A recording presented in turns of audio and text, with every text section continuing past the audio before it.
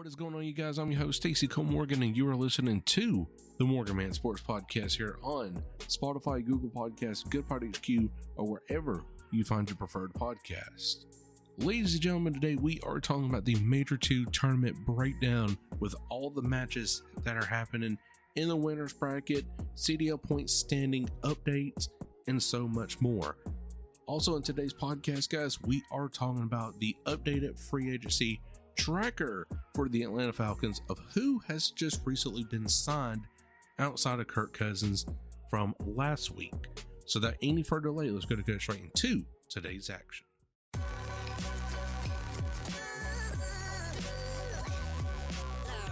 The following is a presentation of the Belly Up Sports Media Network. Welcome to the MorganMan Sports Podcast. I'm your host, Stacy Cole Morgan. Here on the MorganMan Sports Podcast, we talk Atlanta Falcons news, pre-game predictions, and all other news surrounding the Atlanta Falcons. Touchdown, Atlanta! Also on the podcast, we talk Call of Duty League, esports, covering roster mania, major predictions, COD champs, player trades, and much more to get you ready for every single CDL weekend. Scuff goes through, and Scuff stands, wins the one-on-one, and Optic with the reverse sweep. If that sounds good with you, put on your Falcons jersey, grab your gaming headset, and let's get this show started.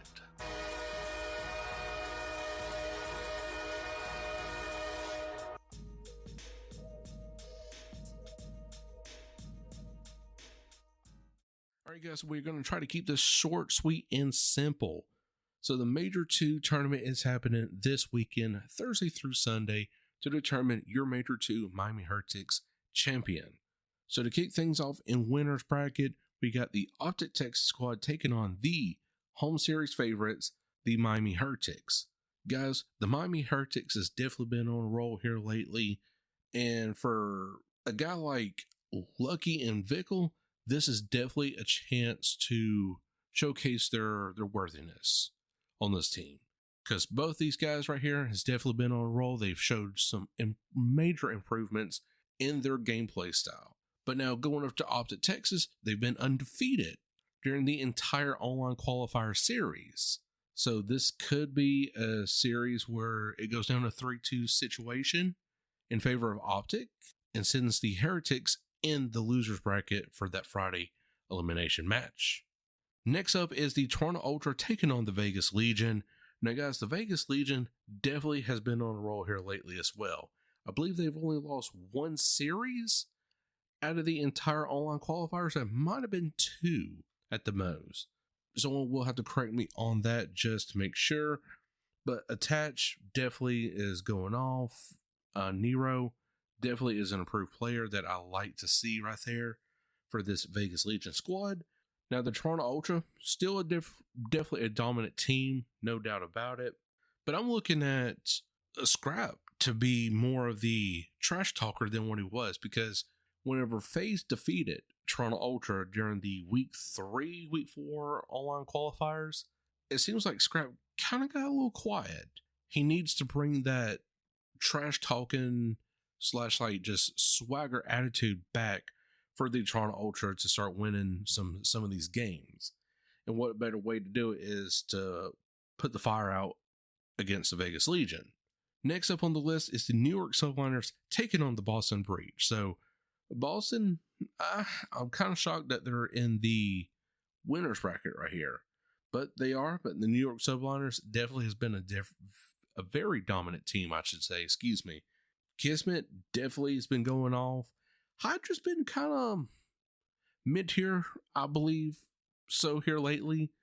He's not really getting that momentum like I thought he was going to be coming off from last season into this season. So, but Kismet definitely is taking over things, and that's going to be a determined factor of if New York Subliners is going to win over the Boston Breach, which I think they will, in a 3-1 fashion. Now, finally, you have the Atlanta FaZe taking on the Los Angeles Thieves. Now, definitely FaZe is coming off a loss against the Los Angeles Guerrillas, but I think that loss didn't really hurt them a lot. And let me explain why. Because the way FaZe played that series was trying to come back from a reverse sweep, because FaZe could have honestly 3-0'd the LAG squad, but they didn't. They were trying out new things, because if you paid attention to map rotation and certain gunfights, it looked new, according to my eyes, at least. And I believe this past weekend's matchup against LAG was kind of like a warm-up, kind of trying out some new lanes, some new gunfight tactics, whatever the case may be. And FaZe, kind of succeeded at that, but at the same time still lost to LAG. Still, but it's no big question mark of if FaZe is going to be dominant this weekend. I think FaZe is definitely going to be that top tier team to at least make it to winners finals, and then drop down to losers finals, and then make it to, of course, championship Sunday, for the grand finals of the Major 2 tournament. But Draza, I think he definitely needs to keep up that momentum, because we said it about maybe 2 weeks ago. Draza was signed to be that trash talker, just like Scrap is for the Toronto Ultra. But Draza definitely needs to step his game up in the trash talking, swagger kind of mode right there. Nothing wrong with Celium. I shouldn't be even mentioning his name right now.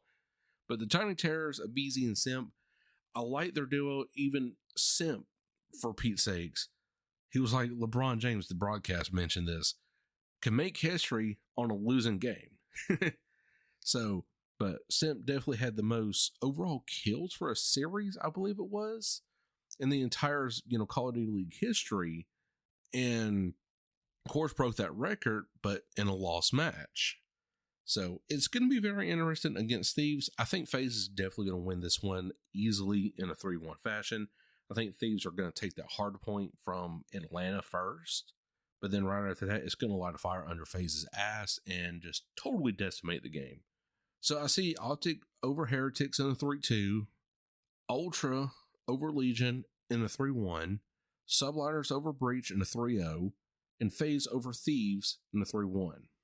And of course, for your elimination bracket, you have the Royal Ravens, Seattle Surge, Minnesota Rocker, and the Los Angeles Guerrillas.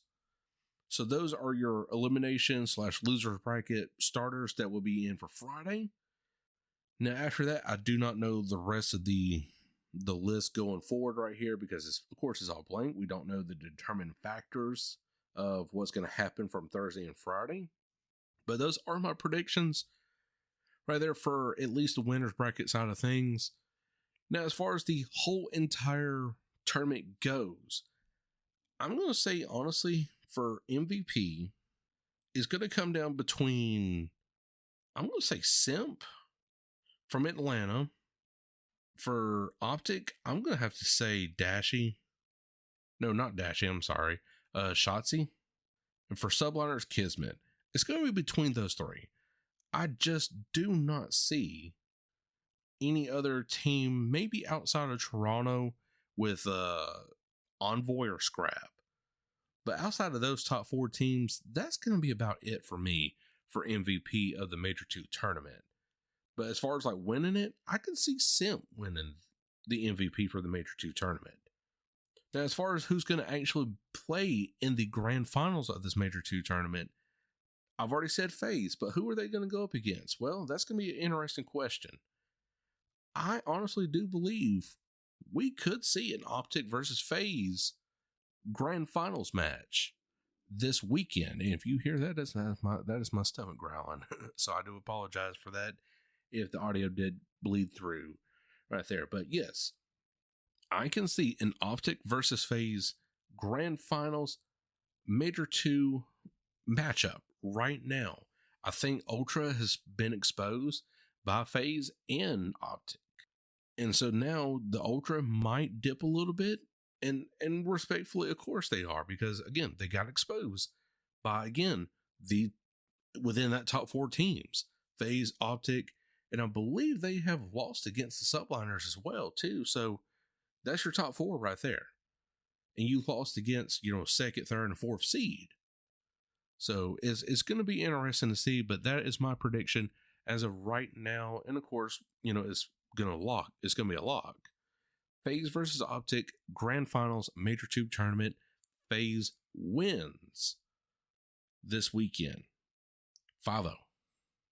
No, I'm just kidding. Not 5-0. I'm going to say at least, gosh, I don't know, maybe like a 5-1, 5-2, somewhere in that league right there.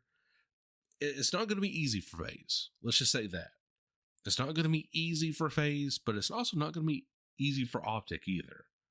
Because Optic can have a little bit of a momentum swing as well on certain maps. They can expose FaZe on certain hardpoint series. So that, take it like it is right there. But yes, I'm going to have FaZe versus Optic with FaZe winning the entire Major 2 tournament. Now, as far as CDL point standings are concerned, we do have the Toronto Ultra sitting at 200 points right now in CDL point standings. FaZe sitting at 195, Optic Texas sitting at 160, and the New York Subliner sitting at 120. Now, we do have the Minnesota Rockers sitting at 85, Seattle Surge at 70, Miami Heretics sitting at 60, and the Vegas Legion sitting at 55. Now, for your playoff qualification cutoff, the Los Angeles Thieves are just 5 points behind the Legion sitting at number 9, LAG sitting at 50 at 10, Royal Raven sitting at 45 at rank 11, and Boston Breach with 40 CDL points sitting at rank number 12, dead bottom of the entire league. So those are your CDL point standings out there, guys. So definitely let me know on Twitter at MMS Stacy Morgan. What do you think of this weekend's matches? Do you think FaZe is going to win the entire Major 2 tournament? Because if they do, it would be exactly technically 1 year from then of them winning the Major 2 tournament back in the Modern Warfare 2 season. So that's going to be definitely interesting to see if FaZe can do it, or who do you got winning the Major 2 tournament. So now we are switching on over, guys, to the Atlanta Falcons side of things, talking about the 2024 free agency frenzy that has been upon us now for a couple of days. And guys, let me tell you, this has been an amazing free agency market so far. Russell Wilson and Justin Fields going to the Steelers, Jameis Winston going to the Browns, Joe Flacco going to the Indianapolis Colts, Gardner Minshew to the Raiders, I believe it is, and oh my God, and Derrick Henry going to Baltimore. That's going to be a scary offense with Todd Monken running it. Yeah, man, that's going to be an all-run offense just near about it. But we're not talking about those other teams. We are talking about the Atlanta Falcons with their A+ rating from the CBS Sports team. And guys, let me tell you, CBS does not give out much A's for the Atlanta Falcons. So this is a rare win for the Atlanta Falcons from the CBS Sports team. So now I'm just going to cover the player and the date of the signing announcement. Not no like resume highlights or anything, but I will have the free agency tracker updated form in the show notes below for you guys to check that out in case if any more players were signed after this podcast recording on Tuesday, March 19th, 2024 at 6:08 p.m. Eastern Standard Time.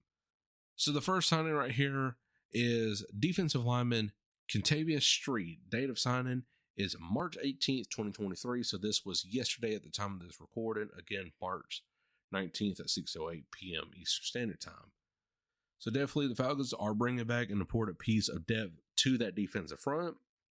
I definitely think Street can definitely benefit from Grady Jarrett coming back. Definitely get some more sacks. And that puts pressure on Grady Jarrett to start also getting sacks again this season. Signing, the Falcons have signed wide receiver Ray McLeod III. Day of the signing was March 18th, 2024. The Falcons are reportedly signing him to a 2-year deal worth $6 million. And this is building depth at the wide receiver position. Definitely this is a great signing. He is coming from the Buffalo Bills, who used to be a 6th round pick in 2018. And McLeod is also a receiver and a returner as well. So definitely keep an eye for him out right there. The signing of Falcons signed wide receiver Darnell Mooney on March 15th, 2023. The Falcons are reportedly signing wide receiver Darnell Mooney to a 3-year deal worth $39 million with $26 million fully guaranteed. The signing was first reported by NFL Network's Ian Rappaport. Now we got a trade in this free agency market. Falcons will receive Rondale Moore, and the Cardinals will receive Desmond Ritter in this trade. So this shocked a lot of fans, but some kind of came in as a surprise right here. Not a surprise, but it just didn't come as a surprise. It was like, okay, we knew this was happening, but we just didn't know what team. But yes, Desmond Ritter is going to the Arizona Cardinals. So definitely this is an interesting move right here for the Atlanta Falcons. Definitely got a good pick out of this right here.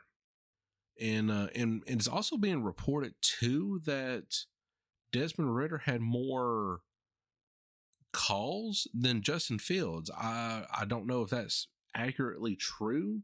I've just been seeing that in the Twitterverse and, Metaverse, or aka, Facebook. But according to Facebook, and this is just my own opinion, but Facebook has more